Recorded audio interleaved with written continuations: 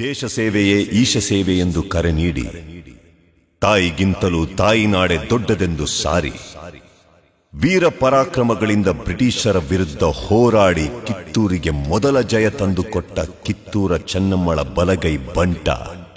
ಕ್ರಾಂತಿವೀರ ಸಂಗೊಳ್ಳಿ ರಾಯಣ್ಣ.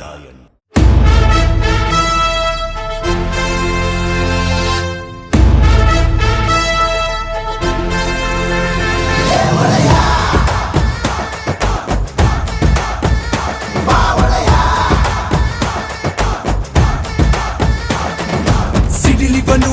ದಾರಿ ಬಿಡಿ, ಹುಡುಗಿವನು ನೀ ದೂರ ನಡಿ, ಭಯವಾದ್ರೆ ಊರು ಬಿಡಿ, ಬಂದಿದೆ ಬೆಂಕಿ